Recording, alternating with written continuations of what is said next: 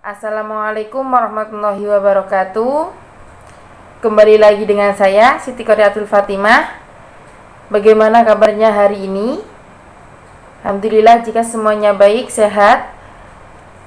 Di sini kita akan membahas tentang menghormati dan menyayangi orang tua dan guru. Sebelum kita mulai pelajaran, marilah kita berdoa terlebih dahulu dengan bacaan basmalah agar diberi kemudahan dalam mencari ilmu. Berdoa mulai. Bismillahirrahmanirrahim. Untuk mulai pelajaran, kita membahas tentang menghormati dan menyayangi orang tua dan guru. Tujuan pembelajaran di sini agar peserta didik dapat mengidentifikasi pentingnya hormat dan patuh kepada orang tua dan guru. Yang selanjutnya yaitu agar dapat menjelaskan pentingnya hormat dan patuh kepada orang tua dan guru. Pentingnya hormat dan patuh kepada orang tua, yang pertama yaitu menghormati orang tua itu sangat ditekankan dalam Islam.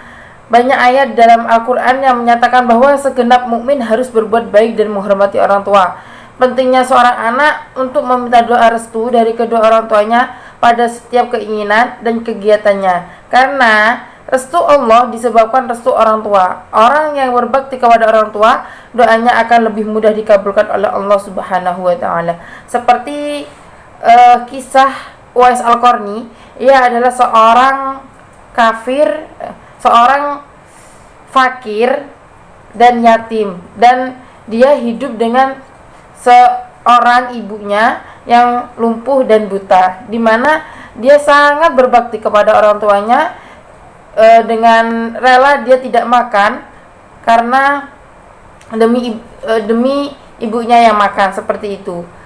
Sampai akhir-akhir dia ingin ketemu dengan Rasulullah SAW, dan akhirnya dia pergi ke Madinah dari Yaman ke Madinah untuk menemui Rasulullah. Sampai di Madinah ternyata Rasulullah tidak ada karena ada pertempuran. Jadi Uwais Al-Qarni ini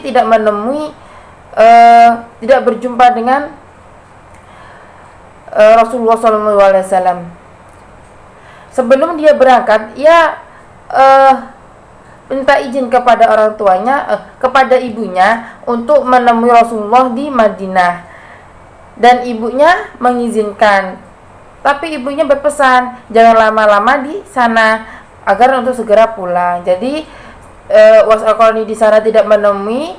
Terus dia ingat dengan kata-katanya ibunya yang tadi, tidak boleh lama-lama. Akhirnya dia dengan rasa agak kecewa karena tidak ketemu dengan Rasulullah, dia langsung pulang ke rumah. Ditanya di sana, dia hanya ketemu sama istrinya, Siti Aisyah, istri Rasulullah. Dan dia bilang kalau ibunya tidak bisa ditinggal lama-lama karena sudah tua, seperti itu. Terus Rasulullah datang ke rumah, bilang sama istrinya kalau ada orang laki-laki yang datang itu bahwasanya kalau dia itu penghuni langit, bukan penghuni bumi. Dengan ciri-ciri di telapaknya ada warna putih, ada titik warna putih, seperti itu.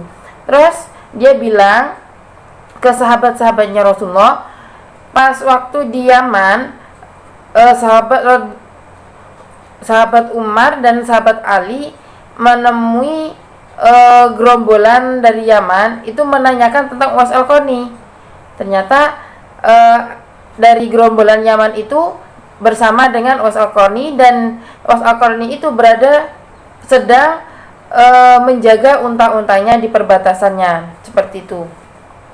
Nah, ketemu di sana, ternyata Uwais Al-Qarni lagi sedang sholat, dan akhirnya ditanyai. Terus itu pas waktu bersalaman, Uwais Al-Qarni dengan para sahabatnya itu, sahabat Umar langsung membalikkan telapak tangan, dan ternyata itu benar. Dan beberapa waktu kemudian Uwais Al-Qarni ini meninggal, wafat. dengan di situ itu banyak keanehan. Keanehannya seperti apa? Seperti yang memandikan itu sudah banyak yang memandikan, banyak yang mengkafani, banyak yang menggali kuburnya seperti itu. Sampai orang-orang Yaman itu heran, ada apa dengan Uwais Al-Qarni ini? Siapa ini? Padahal kan dia terkenal orang kafir, orang fakir seperti itu. Ternyata diceritakan bahwasanya Uwais Al-Qarni ini adalah seorang penghuni langit, bukan penghuni bumi seperti itu. Karena kepatuhannya kepada orang tuanya, dia meminta izin kemana-mana sama orang tuanya. Itu apalagi seorang anak mau melakukan atau menginginkan sesuatu, yang paling penting adalah meminta restu kedua orang tua. Seperti dalam hadis riwayat Baihaqi yang berbunyi, ridallahi fi ridha walidaini wa khustullahi fi khustil walidaini, yang artinya ridha Allah terletak pada ridha orang tua dan murka Allah terletak pada kemurkaan orang tua, seperti itu. Yang selanjutnya perlu ditegaskan kembali bahwa birrul walidaini, berbakti kepada orang tua, tidak hanya sekedar berbuat ihsan atau baik saja, akan tetapi birrul walidaini memiliki bakti. Bakti itu pun bukanlah balasan yang setara jika dibandingkan dengan kebaikan yang telah diberikan orang tua. Imam Az-Zainu, kewajiban Nabi, menjelaskan bahwa birrul walidaini atau bakti kepada orang tua hanya dapat direalisasikan dengan memenuhi 3 bentuk kewajiban. Yang pertama, menaati segala perintah orang tua kecuali dalam maksiat. Yang kedua, menjalankan amanah harta yang dititipkan orang tua atau diberikan oleh orang tua. Yang ketiga, membantu atau menolong orang tua bila mereka membutuhkan. Jadi 3 bentuk kewajiban. Yang pertama itu menaati segala perintah orang tua kecuali dalam maksiat. Jadi kalau kita disuruh apapun sama orang tua, harus kita taati, harus kita turuti, kecuali dengan maksiat. Seperti kita disuruh maksiat sama orang tua, kita harus menolaknya. Jika yang diperintah sama orang tua itu baik, maka kita laksanakan, seperti itu. Yang kedua yaitu menjaga amanah harta yang dititipkan orang tua atau diberikan oleh orang tua. Jadi kita kalau seperti diberi warisan, jika sama orang tua, ini dijaga, jangan dijual atau diapakan gitu kan. Itu harus dijaga, jangan sampai kita seenaknya, kita udah punya harta, jadi seenaknya kita menjual, seenaknya kita apa gitu. Itu tidak boleh, harus menjaga amanahnya. Terus yang selanjutnya yaitu membantu atau menolong orang tua bila mereka membutuhkan. Jadi kalau orang tua kita membutuhkan kita harus segera membantunya. Jangan kita nanti aja wes, males gitu. Itu tidak boleh. Jadi kalau membantu atau untuk memenuhi 3 bentuk kewajiban itu, kita harus menghormati orang tua, harus menaati apa yang diperintahkan orang tua selagi itu baik bagi kita, seperti itu. Jadi kita harus hormat kepada orang tua.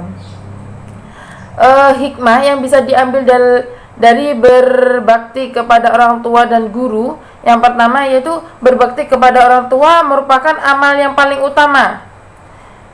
Jadi amal yang paling utama itu berbakti kepada orang tua. Yang kedua, apabila orang tua ridho atas apa yang kita berbuat, Allah pun ridho. Jadi apapun kita minta izin ke orang tuanya kita ridho, Allah pun ridho. Jika kita seperti gini, kalau kita minta izin kepada orang tua tapi orang tua kita tidak mengizinkan, pasti ada sesuatu hal di dalam perjalanan kita.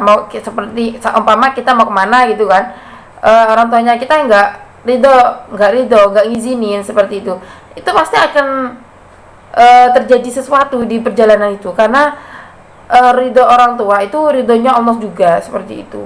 Yang selanjutnya, berbakti kepada kedua orang tua dapat menghilangkan kesulitan yang sedang dialami, yaitu dengan cara bertawassul dengan amal soleh tersebut. Jadi kalau kita berbakti kepada orang tua itu akan dihilangkan kesulitannya, jadi kita akan mendapat apapun itu mudah, seperti itu. dengan cara kita mendoakan orang tua bertawasul dan amal solehnya kita, semoga orang tua kita didoakan, semoga orang tua kita diberi kesehatan, seperti itu. Terus yang selanjutnya, berbakti kepada orang tua akan diluaskan rezeki dan dipanjangkan umur. Jadi kalau kita berbakti kepada orang tua, insya Allah kita rezekinya itu dilancarkan, terus dipanjangkan umurnya juga dengan umur yang barokah, seperti itu. Yang selanjutnya, berbakti kepada orang tua dapat menjadikan kita dimasukkan ke jannah surga oleh Allah. Jadi kita kalau berbakti kepada orang tua, kita itu seperti mempunyai kuncinya untuk masuk ke surga. Jalannya tuh jalan yang lurus, seperti itu kan. Ada yang mengatakan bahwa surga berada di telapak kaki ibu. Salah satunya seperti itu. Yang kedua yaitu pentingnya hormat dan patuh kepada guru. Kalau tadi kepada orang tua, sekarang kepada guru. Di sini guru adalah yang mengajarkan kita berbagai ilmu, pengetahuan dan pendidikan kita sehingga menjadi orang yang mengerti dan dewasa. Setinggi pangkat atau kedudukan seseorang, tetaplah ia seorang pelajar yang berhutang budi kepada seorang guru yang pernah mendidiknya dahulu. Guru adalah orang yang mengetahui ilmu atau alim atau ulama. Dialah yang takut kepada Allah. Jadi guru ini adalah seorang pendidik. Meskipun kita sudah punya pekerjaan yang layak, sudah punya pangkat tinggi daripada gurunya kita, tapi kita tetap harus hormat terhadap gurunya kita, karena guru kita yang mengajari tentang pendidikan, seperti itu. Jadi kita harus berbalas budi kepada guru kita yang mengajari kita dalam berbagai ilmu pengetahuan. Terus guru adalah bapak rohani bagi seorang murid, ialah yang memberikan santapan jiwa dengan ilmu, pendidikan akhlak dan membimbingnya. Maka menghormati guru berarti penghargaan terhadap anak-anak kita. Dengan guru itulah mereka hidup dan berkembang. Jadi dengan guru kita diberi penghargaan terhadap anak-anak kita. Itu kita bisa belajar untuk mengajari anak-anak kita, seperti itu. Terus pentingnya menghormati guru, beberapa keuntungan. Ada beberapa keuntungan. Yang pertama, ilmu yang kita peroleh akan menjadi berkah dalam kehidupan kita. Yang kedua, akan lebih mudah menerima pelajaran yang disampaikan. Yang ketiga, ilmu yang diperoleh dari guru akan menjadi manfaat bagi orang. Yang keempat, akan selalu didoakan oleh guru. Yang kelima, akan membawa berkah, memudahkan urusan, dianugerahi nikmat yang lebih baik dari Allah Subhanahu wa taala. Dan yang keenam, seorang guru tidak selalu di atas muridnya. Ilmu dan kelebihan itu merupakan anugerah Allah Subhanahu wa taala, akan memberikan anugerahnya kepada orang-orang yang dikehendakinya. Seperti itu. Jadi keuntungan kita menghormati ilmu itu, kita dapat berkahnya, barokahnya dari guru, kita dapat menerima pelajaran itu dari guru, kita bisa mengerti itu dari guru. Ilmu yang diperoleh dari guru akan menjadi manfaat bagi kita. Terus itu guru selalu mendoakan kepada kita. Nggak mungkin kalau seorang guru itu tidak mendoakan sama muridnya, itu nggak mungkin. Mesti selalu mendoakan muridnya. Yang selanjutnya yaitu membawa berkah, karena guru itu memberi berkah kepada kita, kita juga dapat berkahnya, seperti itu. Kurang lebihnya, semoga ilmu yang kita pelajari hari ini bermanfaat fid dunya wal akhirah. Kurang lebihnya mohon maaf. Wassalamualaikum warahmatullahi wabarakatuh.